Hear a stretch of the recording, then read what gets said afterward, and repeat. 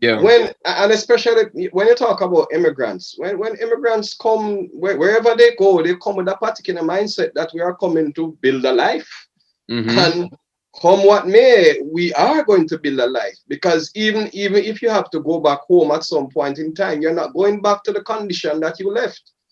And Mm. so therefore it is imperative that you get it done, what by whatever means necessary. I'm Andre, and this is the Speak Your Life podcast, where we talk about everything as it relates to education, careers, values, mentors, and anything to do with purpose. We do this one impactful conversation at a time, whether a solo dolo with yours truly or our amazing guests to share stories, industry insights, encouraging words, and calls to action that can help you get closer to your why. Become a part of the Speak Your Life community by subscribing today to the podcast and following us on Twitter, Facebook, and Instagram at Speak Your LYFE, because life without your why is meaningless.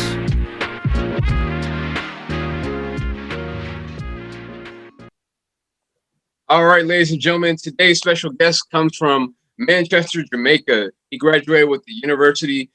He graduated with a degree from the University of West Indies, served as a full-time minister, and is the author of Words to Inspire, Volumes 1 and 2, which you can check out today. Now is the CEO and founder of Words Worth It, Motivational Speaking and Training. Please welcome my friend, Paul Blake. Oh, man. All right, so now we're officially recording. And the mic properly. Okay. Cool. Yes, sir. How are you doing? Man, doing pretty good. I woke up from a 5-minute nap. Oh wow. I Had tell to you. get it in before. I was like, man, I was running around today doing a few things, and I was like, let me just close my eyes for at least 5 minutes before we start this show. Excuse me, my hair's a little wacky, but you know. It's But raining here in Jamaica, man. yeah. You doing okay? Yeah, we've just been having a lot of rain. Oh wow. Is It's it been like very, monsoon or like the hurricane yeah, season? we're actually at the end of the hurricane period. This month is the end of the hurricane period. Okay. Yeah. We have been usually about November we get a lot of rain, so we have been having flooding and all kind of stuff since about 2 weeks. Oh wow. That's crazy. Yeah, But hey, you're smiling, you're good, yeah, and you man. I'm alive. yeah. I'm alive. Man, it's good to see you. It's good to see Yes, you. So are you ready to speak your life? yes, I am. All right, let's get it. So first question that we have is just take us back to that moment where you don't have to tell us the year you're born if you're not comfortable, but take us back to that year or that era and give us kind of like the journey from the day you were born into knowing why you were born. Mhm. So I know that's a lot to cover, but we we want to hear your story. We want to kind of get those details and how we've learned to be connected to who Paul Blake is now and today. Well, I would begin by saying my life has been a journey. I mean, I grew up, as you know, on the island of Jamaica. Um, Typical, what I call a dysfunctional family, which I think is one of the reasons why I am actually in the field that I am in. Because my parents got divorced when I was 15 years old. So Mm-hmm. I grew up around a lot of dysfunction. I grew up with low self-esteem issues. Grew up not knowing exactly what I wanted to do with my life. I mean, I was somewhat of a lost child, if you want to put it that way. So Yeah. so even during in going into my teenage years, I really didn't have any idea as to what I really wanted to do with my life. So I basically was just floating through life for a bit. Even up into my early 20s, I was clueless basically of what I wanted to do. Mm-hmm. And I think my turning point came in 1998 when I actually became a Christian in 1998. Mm-hmm. And I think that for me was one of the turning points of my life, because my minister, I believe, would have given me a lot of encouragement and set me on the path to where I am now. Mm-hmm. So, that's part of my journey as an individual. So in 1998, when I became a Christian, I mean, I decided that I wanted to use my life and my experience as a means of Mm-hmm. helping persons, and especially young persons, young men, especially 'cause I deal a lot with young men in terms of Yeah. mentorship and so. So I started on that journey. I ended up studying counseling and psychology. I have a master's in counseling and psychology, Mm-hmm. and as I'm a trained minister, um, Mm-hmm.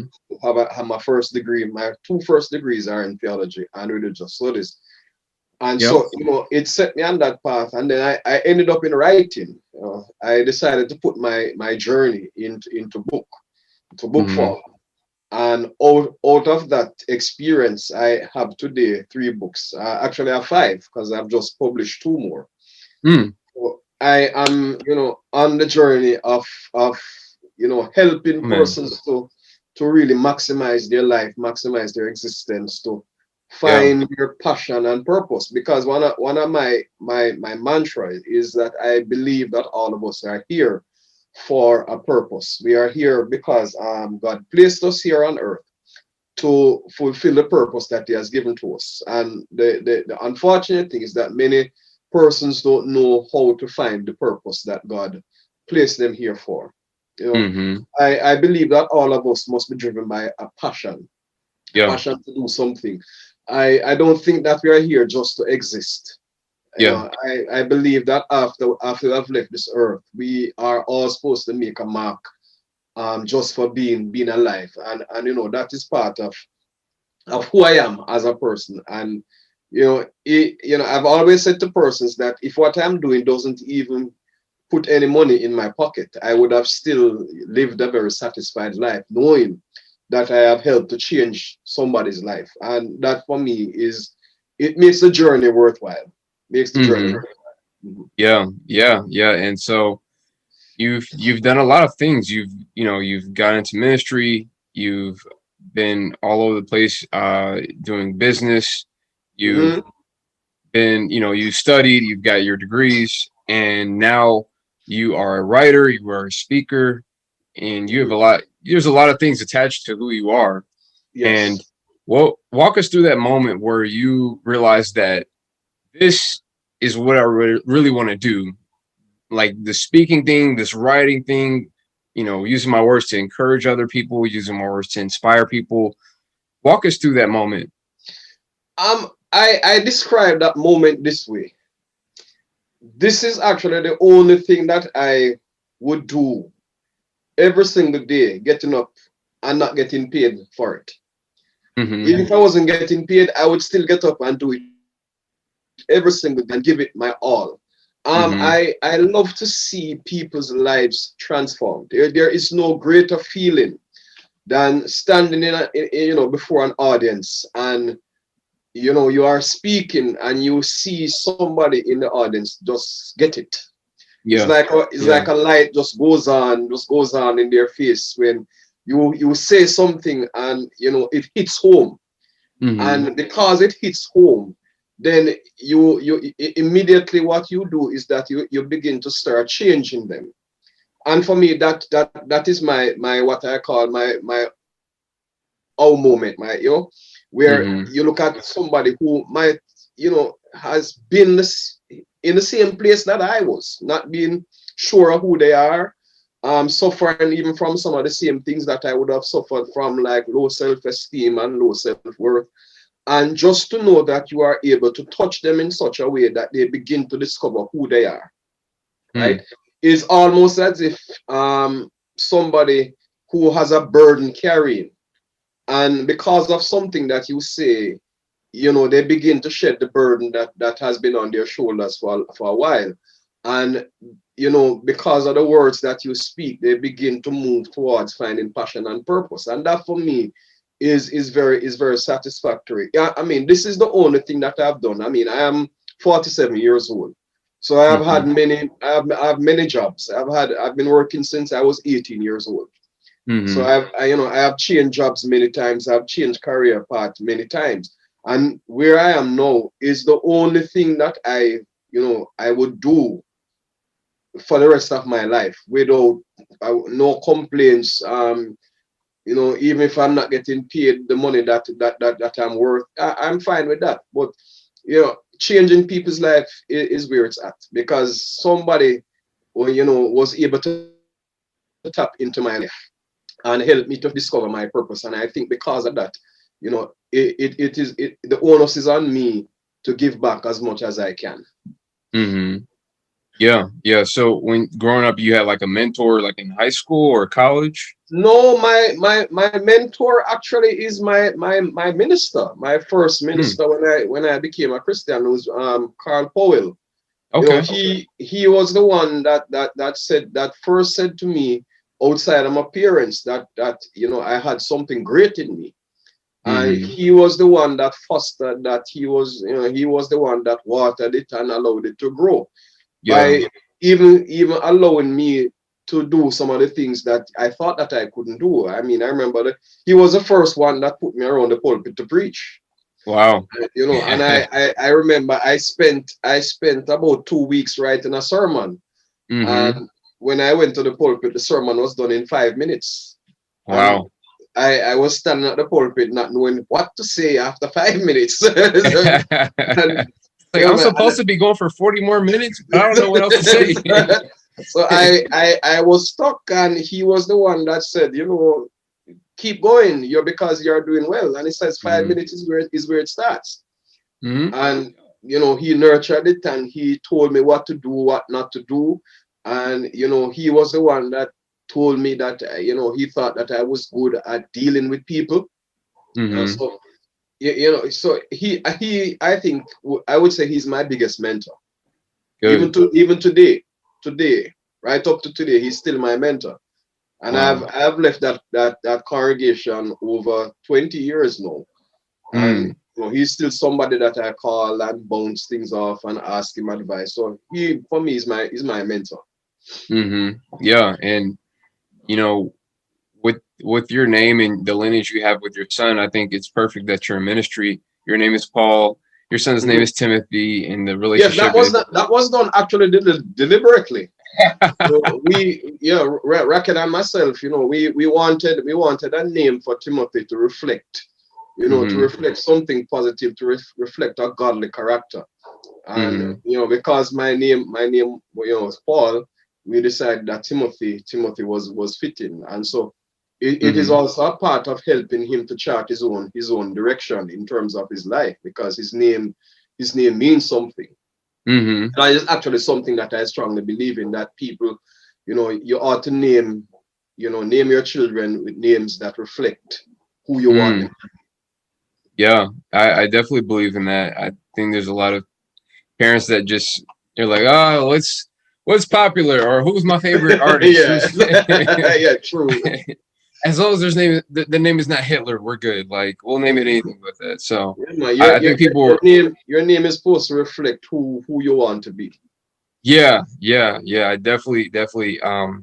I think the last time I checked, Andre means masculine. So Mhm. I think I've been living out that Yes. masculinity. I think I've been living up And to in that. and, in- and in today's world, that has to be defined more than anything else.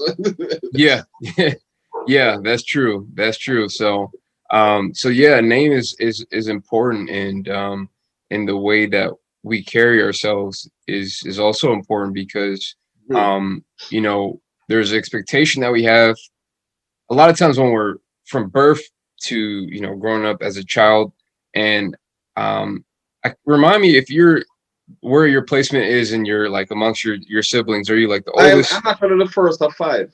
First of all, okay, yeah. So I have I three thought you three were the oldest. brothers. Especially Yes. as us being the oldest, we have a lot of expectations placed on Yes. us.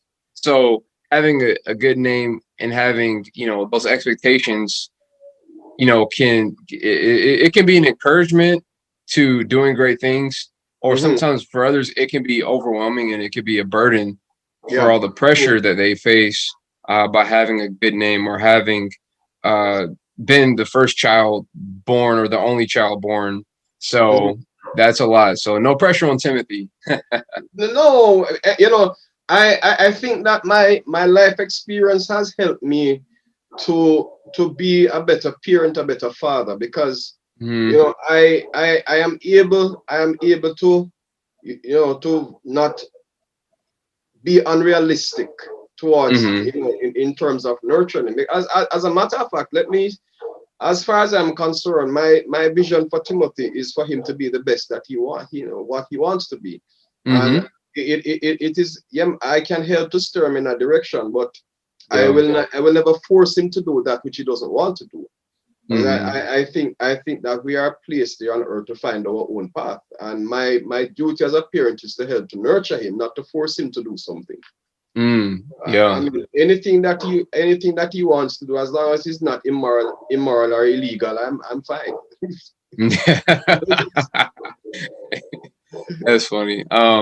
Yeah, yeah, that's and even if it is immoral or illegal, hey, at the end of the day, when he's 18, Yeah, that's the I mean, decision he's had to make for at the end of himself. the day, it's his choice. Yeah, yeah, He has to that's live with the consequences of his actions. the choice of free will that you know that as children are given, and as we as children of God are given, we are all given free will to do what we please, and I think that's the beautiful thing. I think free will is a beautiful thing because there's people who choose to commit crimes or do those kinds of things, but then the beautiful part about it is that there is a redemption that Mhm, people can, turn their lives around, and there's free will to also stay on a good path to do, helpful things in society, in the community, and look to, use your gifts, your talents, that's so right. that other people can be inspired and be encouraged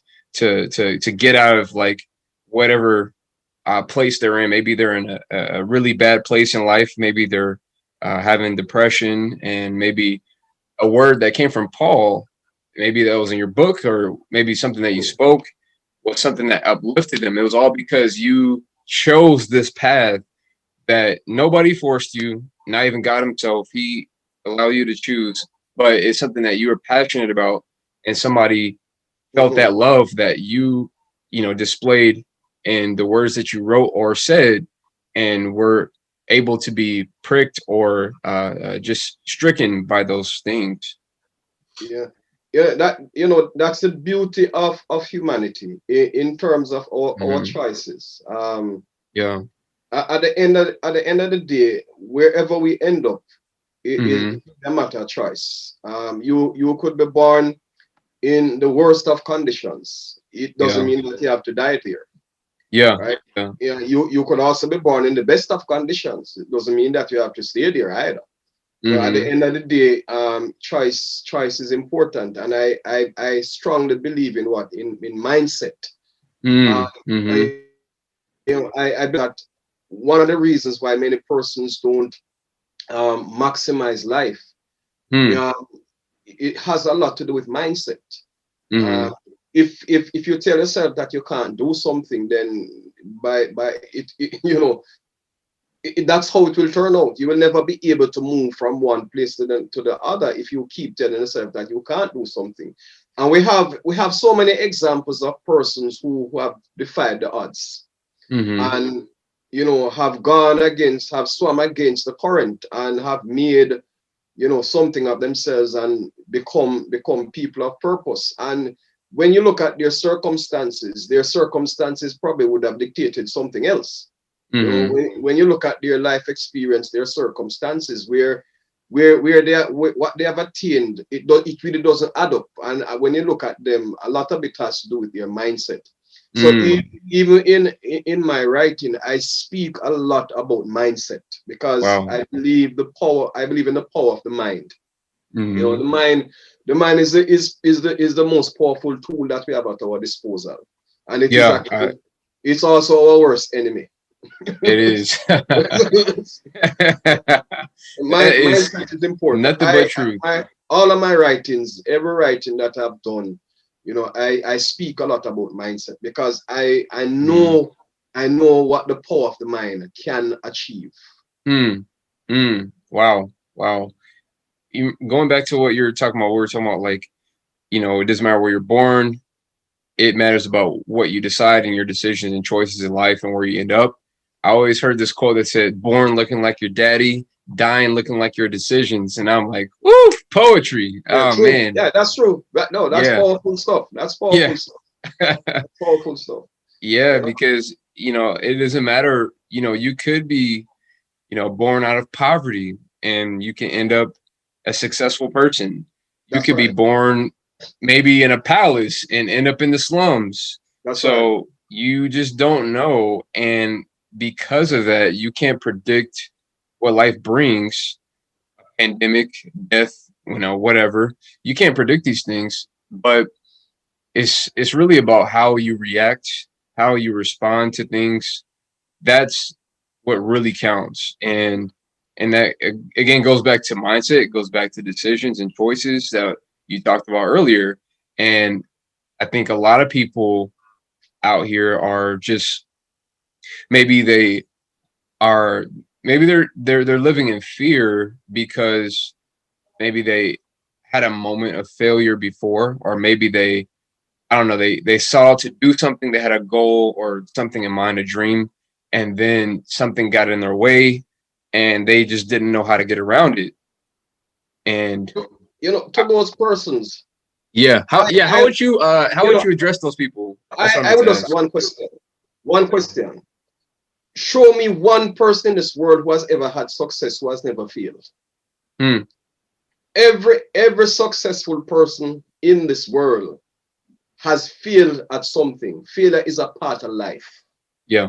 right? And that is that is one of the problems that we have in the world today, especially in raising children. Mm-hmm. We are raising a generation of children. Parents are telling their children that failure is not a part of life, that they must not fail at anything. And this is Mm. one of the reasons why when they feel, when you have persons with high IQs and they're always at the top of the game, the first Mm. time they feel their whole world crumbles because Wow. they are not used to. But failure is a part of life. Yeah. As long as you live in this world, you are going to fail. There's nobody in this world who is good at everything, Mm. right? So you have, and I heard a quote says that you must fail your way to success. Mm-hmm. Yeah. Yeah. Because That's and true. it's not the problem is not failing. The problem is never failing. The problem is what you do after you have failed. Yeah. Yeah. You can choose to become a victim of your circumstances, or you can choose to use a circumstance to propel you. I mean, Mm-hmm. I here am I at, I didn't do well in school. In Mm-hmm. when I went to high school, I didn't do very well. When I left high school, I didn't do very well. I mean, Yeah. I could not matriculate into college after I left high school. Mm-hmm. I mean, I wasn't qualified, but Wow. I decided along the way that I'm not going to allow my circumstances to dictate my success. Yeah. Here am I today, years after. I mean, I have two first degrees, working on two masters. Mm. Uh, I could have just laid by the wayside and decided that I'm not going any further. I mean, this is just I'm just a failure.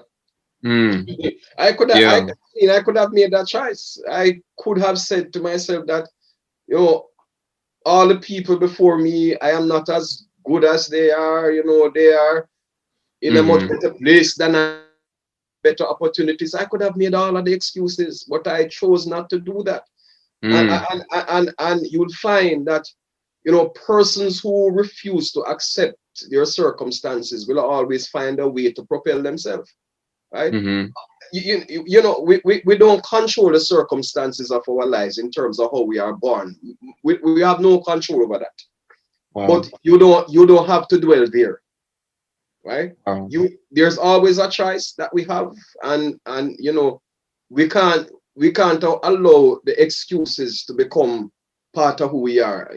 One of the words that I don't use is can't. Mm-hmm. Can't for me is a bad word.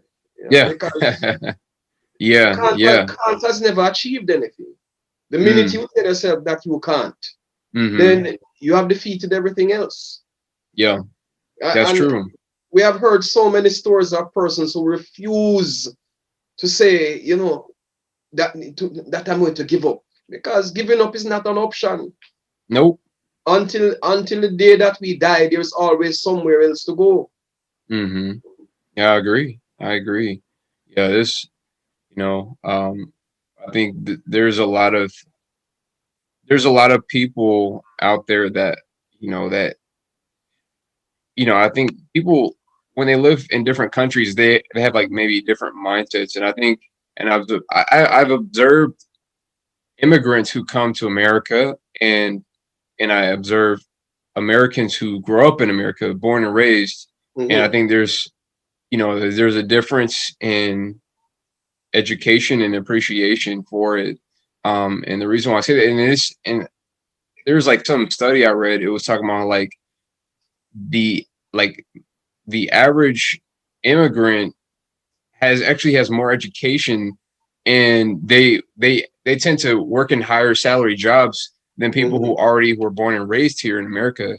And I Mm-hmm. think that's notable to kind of keep in mind, because when people maybe come from a place that doesn't have as much, or they don't have as many resources, and they Mm-hmm. come to a place like America, a developed nation, a place where everybody wants to, pursue their American dream, they are incentivized to be able to work harder, get, educated and all that stuff, because maybe they don't want to go back to where they came from, and the True. back is against the wall. They have no other options. Like, if you're a refugee coming from the Middle East, you don't want to go back to where you came from. You will do That's everything right. to make sure you get all the best grades in school. You'll do everything your best to make sure that business worked out, even if you fail so many times. And it's just cool to see and hear all these success stories left and right, and it's just like, wow, you start to appreciate things. I think i think more so sometimes when you're coming from the outside in as a foreigner, when you come from somewhere that, you know people perceive as having less than, or not having as much. uh I think you shouldn't discount people like that, because they they have a hunger and a desire that people who already have those resources may not have, and they might outwork you. But it comes back again to mindset, Andre. Yeah. And especially when you talk about immigrants, when immigrants come, wherever they go, they come with a particular mindset that we are coming to build a life. Mm-hmm. And come what may, we are going to build a life, because even if you have to go back home at some point in time, you're not going back to the condition that you left. And so Mm. therefore it is imperative that you get it done, by whatever means necessary. And so that is why you will always have these persons, excelling in different areas. And when you look at their story sometimes, their story is not colorful. Their story is full of struggles, full of heartaches, full of disappointments. But Mm-hmm. when you have a mindset that you are moving towards a particular goal, then there's Yeah. always something to push you regardless of what happens. And that's a part of, in terms of when we talk about success must be driven by motivation. There has to be something that motivates you.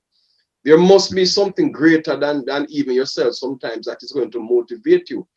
And so a lot of persons who find themselves in this space where they are unable to move forward, a lot of times it is that they have nothing that is motivating them. Mm. So part of mindset has to do with finding that which motivates you, right?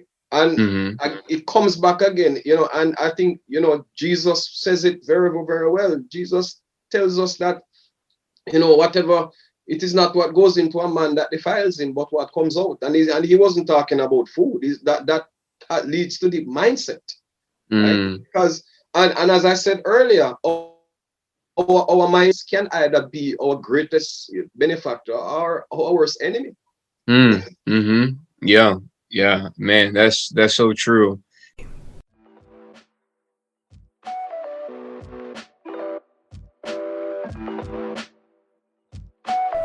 The BBC reports a U.S. workers' online study said that nearly 70% agreed public speaking skills are critical for success at work.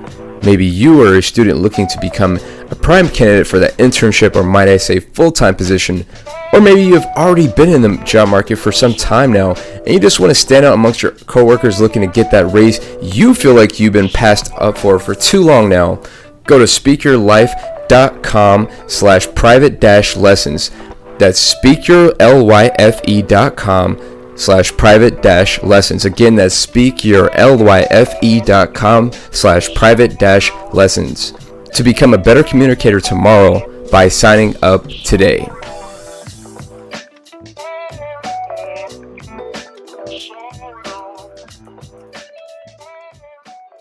Man, if you were looking back, and what would you tell your 20-year-old self? What was some advice you would give if you were 20 years old again? I know that's a wow. that's a very deep question, and it requires a lot of thought. But It's an interesting question, because it's something that I think about when from time to time.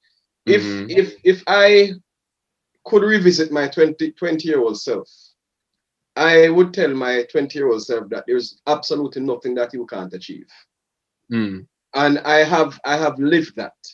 Right? All of the doubts and struggles that I would have had in the past, and look at where I am now with the kind of success that I've had. I wish at times I was my 20-year-old self now. If I could be 20 and have the kind of life experience that I have now, then probably some of the mistakes that I would have made, I wouldn't have, because again, at 47, you're much older and wiser. And, you go back to, even going back to my 20-year-old self, I mean, there are some things that I would have considered so very important at 20 that for me now is of absolutely no importance. Yeah. At 20, I thought the world was going to end if I didn't achieve some things. And a lot of those things had to do with buying cars and houses and having girls and all of that. None of that's not important. No, for me, at 47 years old, for me, the most important thing for me right now is to live what I call an abundant life. And that is absent of material things. I want to wake up every day, and at the end of each day, I want to know that I have lived my best life. So even if I don't wait to see another day, I would have lived a complete life today by just simply doing the stuff that I love to do. It's not about money, and I'm not suggesting that money is not important, because money is important to everybody. But if money is just an addition. Yeah. Right? It's just something that is added. It's like putting the icing on the cake.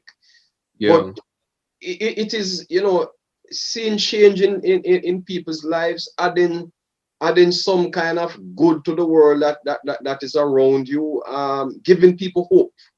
I want to spend my life giving people hope. Because again, we live in a very hopeless world, and many persons, and even in the pandemic that we are having now, there are a lot of persons who have just given up hope. Yeah. I mean, I'm almost sure that at the end of this year, when we do further research, I can, probably the suicide and depression rate is going to, skyrocket. A lot of persons are giving up hope. We're never prepared for what is happening. And a part of mindset is that you have to be prepared to live with change. Change is one of the only things that is constant in this world. Right? Nothing stays the same. And I remember I preached a sermon a few months ago, and one of the points I made is that, I think I preached that in about September, and COVID in Jamaica started around March. And I asked the question, who would have thought that September we would have been confined to our houses? Who would have thought that September we would have, had to work from home and there's no school? Nobody anticipated this kind of change. Who would have thought that a pandemic, a virus could have basically bring the whole world to a standstill? The world that is just busy going on and on and on and on and on virtually came to a standstill. Who would have known that? Right? And so we have to be prepared for change. We don't know what is going to happen. And so therefore, it means that we have to spend our days maximizing our lives because we don't know what's going to happen tomorrow. So, make sure that you live the best life today, because you see, part of our problem, we keep on planning to do better tomorrow. I'm going to put on pursuing my dreams for tomorrow. I'm going to wait until I have enough money to get a good education. I'm going to wait until I can put all my resources together. Yeah, that may never happen. You know how many persons die with all that planning? Oh man, there's a lot. You probably heard of Les Brown, and my favorite motivational. Yeah, man, he be dropping gems. He talks about how, like, man, the graveyard is full of the greatest resources that, or talent, skills that ever were. Like, his people who are potential doctors, lawyers, engineers, authors, speakers, whatever. People who they had that gift inside of them, they never pursued it. They never went after it. They wanted to wait for the perfect time. They want to wait for, let me get my money up. Let me save this. When I get married, when I do this. It never happens. It never happens. More than half of the world's population is going to die with potential. Wow. More than half of the world's population will die with potential. Yeah. Because they never sought opportunity to tap into who they are. Yeah. It's wow. It's a heavy thing to think about. That motivates me to do whatever I can, even if it's little by little, every single day, work on something towards my purpose. Even if it's a little something. It doesn't have to be the biggest, greatest step. Yeah, true. I wrote an article some months ago,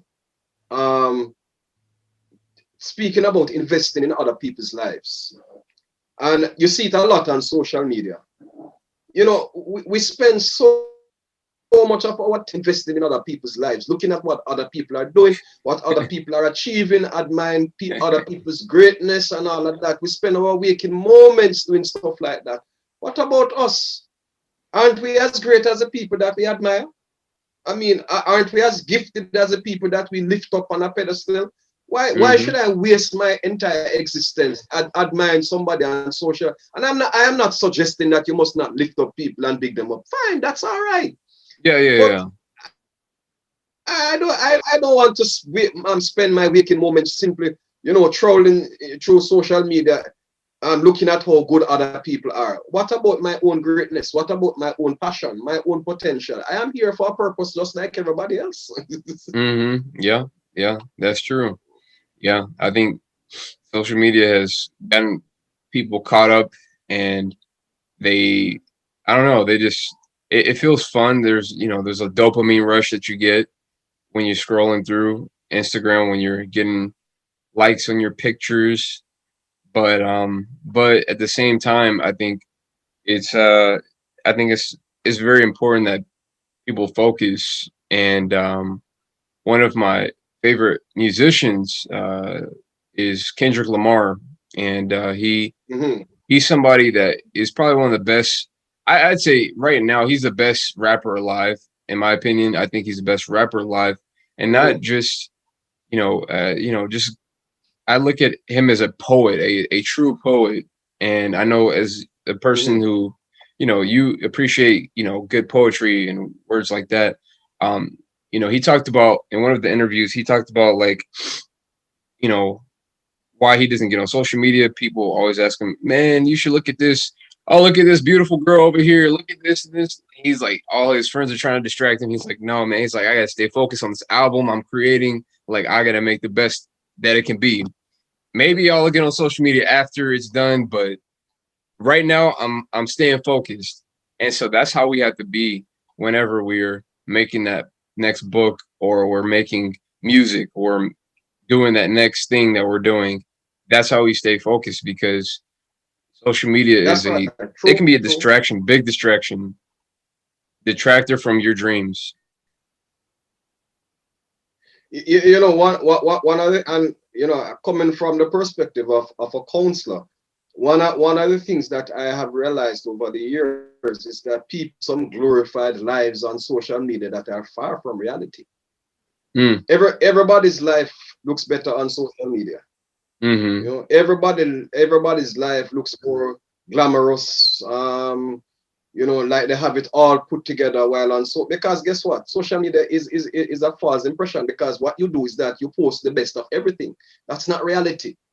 Mm, That's far mm, from reality, right? mm-mm. So if persons are going to use social media as a benchmark for living a quality life, then I can tell you they're in for bitter disappointment. Yeah, yeah, yeah. Everybody. I think it has the potential to be a talented facade That's artist. right. So I think And social media is, I think it's a wonderful tool. I think it's no, one no, no. of the, I mean, Yeah, don't get me wrong. It's it I is definitely agree. You have to it use it. is a wonderful tool, but just as with everything in life, I mean, Hmm. everything has to be done in moderation. Yeah, there's extremes to everything. There's extremes. Yeah, I agree with that. There's extremes to everything because if you're if you have a business and you're promoting it, then you have to use social media to maybe get new customers. So That's right.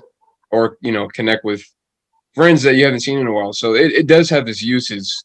And but I think overall, I would say more often than not, I think people as human beings who are we're prone to the negative. We're prone towards addiction, towards things and abusive things.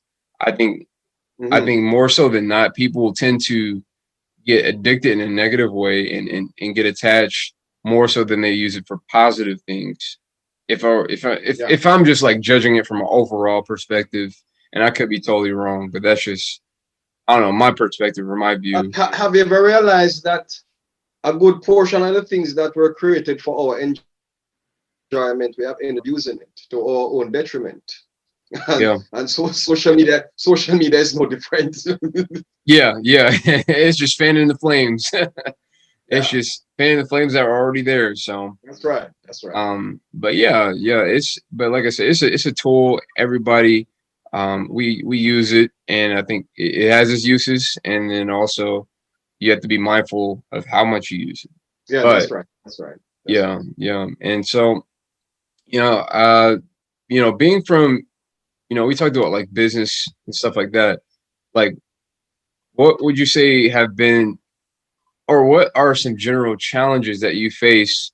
Because you're my first Jamaican Mhm. interview guest here, and what would you say are some of the challenges that are unique to Jamaica that maybe you face as a business owner that would be different from a challenge that we would face here in America as a business owner?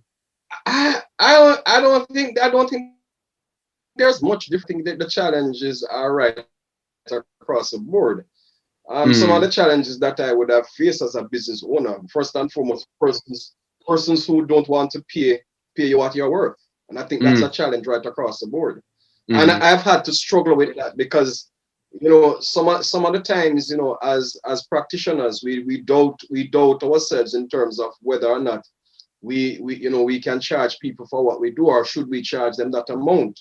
And I've mm, actually had to get business coaching where that is concerned, because sometimes you know that you're worth this amount of money, but you kind of reluctant to ask a client for it because you think that they will say that it is too much and all of that. I've had to learn that, because at the end of the day, what you do is actually you're selling yourself short, mm, and you mm. you end up you end up suffering in the long run. And Wow. when I look at what I've had to pay in terms of getting people to do work for me, I mean, I have had to pay dearly. And the persons that I Mm. employ to do stuff for me are not afraid of charging me. Yeah, yeah, They yeah. will charge what they're worth. And so, Hmm. I have to look at it in that way, that if somebody is going to charge me market value for the work that they do for me, then I must not be afraid to also charge the Hmm. value for what I produce. So I am slowly outgrowing that. Mm. You also have, you have there are many challenges. You have the challenges sometimes because you're a self-employed person. Is one thing getting paid at the end of the month because you're doing a 9 to 5 job. Working Mm. for yourself means that you're responsible for everything. I mean, Yeah. if Yeah. the business fails, you can't. There's nobody to blame. Yeah. But So you yourself. have to be you have to be your accountant. You have to produce what, and so it Hmm. can be taxing. Once somebody told me some time ago that for the person who does business for themselves, the business never closes. Yeah. Yeah. Just Yeah. Some people get 9 to 5. Some people a get regular 9 to 5 24/7s. job. Yeah, at 5 o'clock you are finished and you go home and you look forward to starting another day. The person who does it for themselves, you are always on call. There is no rest. Yeah. Because again, if you don't work, you don't get paid. Yeah. Yeah. That's very So true. that's it. And so it those and sometimes challenges like those, it can really give you a low spirit sometimes, because and it affects your creativity also. Hmm. When it makes you not being able to produce sometimes as much as you want to produce.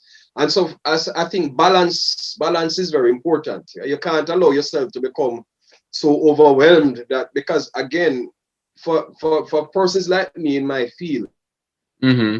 we are creative agents. And so, Yeah. we all always have to be creating. So one of the things that I do is that I try to outsource as much as possible some of the things that I can't do for myself. And I've said it to my wife many times. I prefer to pay somebody to do something that I know that they're good at doing it, rather than me trying to reinvent the wheel. And sometimes I get frustrated and Mm. want to give up, because I will stick to what I do Yeah. best. Let me put it that way. I'll stick to what. There are some things that I can do. I can start the process, but for the most part, I mean, I prefer to outsource and not allow other persons to do it. Hmm. Yeah. Yeah, that's good. Yeah, outsources is so important. I've learned that recently because it's so helpful. Like, you can get money back, but you can't get time back. So sometimes I think it's one of those things where you're like, That's oh right. man, do I have the budget? Do I have the money to spend this money for somebody else to do this job? But you better make it happen. You better make it happen. Mhm. And Yeah. I think it's kind of going in I and guess out. one of the important things is that,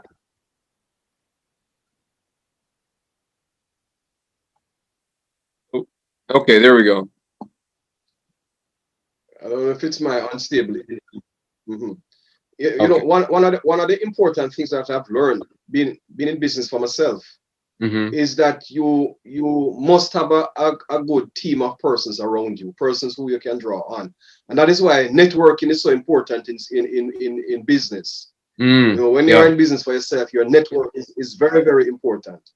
And you must be, I tell persons who are in business that you must be willing to give as much as you want to get. You Mm, can't be in business for yourself and be a selfish person, yeah. because you're always going to depend on somebody to do something. And so whenever it comes, when your time comes, you must be willing to give as much as you want to receive. Mm, yeah. That's true. And yeah, we all have to, you know, do our best to go above and beyond to provide value for people, especially as entrepreneurs, Hmm. because at the end of the day, if you are doing what you're doing for just money, you're gonna fail. If you're doing it Hmm. because you really want to That's right. provide True. Very, value very, for very true. people, Very yeah, true. yeah, Very yeah. true. I think you have to watch your intentions. Why am I going into this? What am I doing this for? And if you do Hmm. it where you want to change people's lives, then they will pay you the money. Don't worry. Just make sure that you do whatever you're doing to the Yeah, best of your ability. I have learned. I've learned that principle that, as entrepreneurs, whatever field that we are in, we must always give our best. Because again, people pay for quality stuff.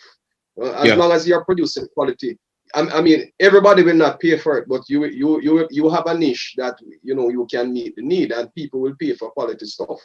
Uh, Mm-hmm. that's part of the reality that we live in. Yeah. Yeah. I agree. So, what would you say, in this whole podcast, we just basically talk about like life as a house, looking at life Mhm, like a house, and you know, there's the foundation, there's that part of the house that people can't see from the mhm. outside looking in, but it's the most important part. And what would you say will be one of the foundational pillars of your house, your life, that you could share with us? Belief in self. Mm-hmm. That for me is above all things, because if you don't believe that you can do it, nobody else is going to believe you. And if you create a smoke screen, people are able to see through the smoke screen. Mm-hmm. And so you have to, and which is why self esteem and self-worth is very important. You have to believe in any product that you're going to sell, even outside, a salesman, whatever product that you're going to sell, you have to Mm-hmm. first believe in the product. Because Yeah. if you don't believe in the product, I am sure that you'll not be able to convince anybody else to believe in it, no matter how good you are. Yeah. Right? So Yeah. you know you have to believe in what you're about, believe in what you are selling, believe in what you are producing. Mm-hmm. If you want to change lives, you have to first believe that you can change even your own life, right? Mm. Because a part of what, with people, if people don't see something, you know affecting a change in your own life, they are not really going to believe that you're able to help them. Right? So Yeah. they must see it working in your life first, and in order to convince them. And Yeah. so, when I and this is why your our story is important. A part of that foundation is owning your story, and telling that story as it is. I mean, as raw as it is. Don't hide it. Don't hide the experience, because it is not about coloring your story to make it attractive to people. It is about telling people about the reality of who you are, what are your life experiences, what is the pain that you have gone through, what are the struggles that you have had to deal with, because it makes you more authentic when people can relate to who you are as an individual. um, Mm-hmm. you know, that is how the story begins to affect change in their own lives. So you have to believe. Belief is important. Yeah. Itself. Very, Awesome. very important. Yeah, I totally agree. I totally agree. And that brings us into our transition into the last segment of the podcast, which is question of the day. So Mhm. today is obviously November the 3rd, 2020, and today is the US election day. Now, you don't have to give your opinion. You don't have to give who you who you believe in, but who do you think is just gonna win?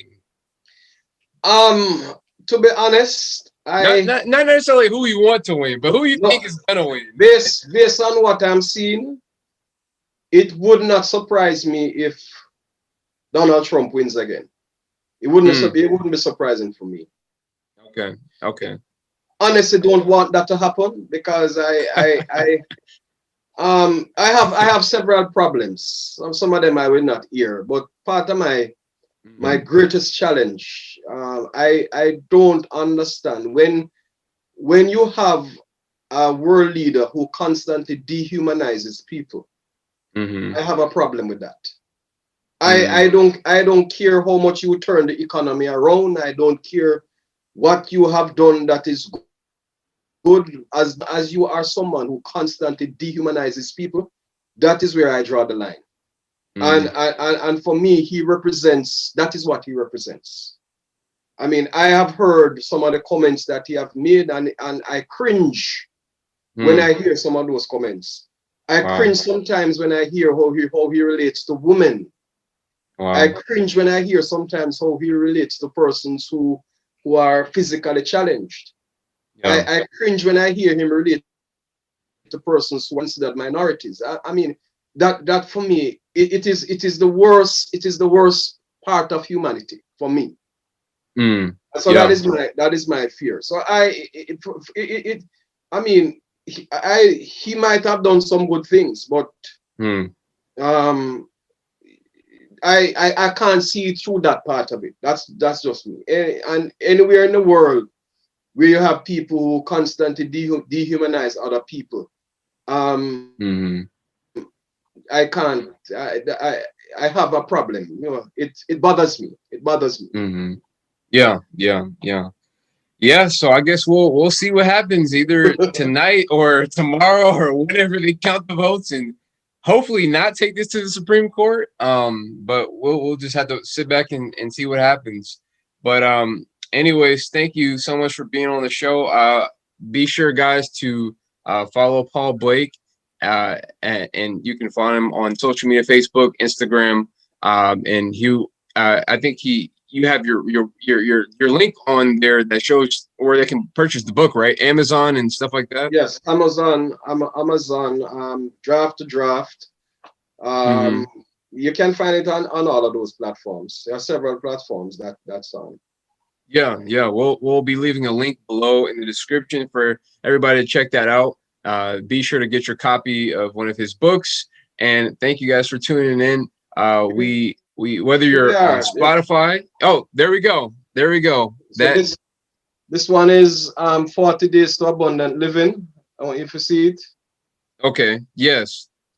Right, and this one is Words to Inspire, Volume 1. This is the first one. I have that one. Yeah. And here's another one that fell. This one is Words to Inspire, Volume 2. Yeah. Wow. And I have two just published. 2 weeks ago, I published two. One of them is entitled "Lessons from a Father to His Son: Unlocking Proverbs," and that's a book that is geared towards mentoring young men. And there's awesome. Another one that is called "My Story: Journey to Purpose," and that one is about me. Man, so I already got one of your books. I'm gonna have to get some more. So, man, thanks for sharing with us, and everybody out there, whether you're on Spotify, Apple Podcasts, whatever platform you're on, be sure to subscribe to this podcast. Be sure to get one of his books, get a copy, follow him on social media. And thank you guys for tuning in. If you connected with anything, if you have any questions, comments, or just want to connect with us on social media, hit us up at Speaker LYFE, because life without your why is meaningless. Find us on any platform, Twitter, Instagram, or Facebook. Thank you guys so much, and we will see you on the next episode. Thanks for coming. Thanks, Andre. Yes, sir. Take care. Bye now.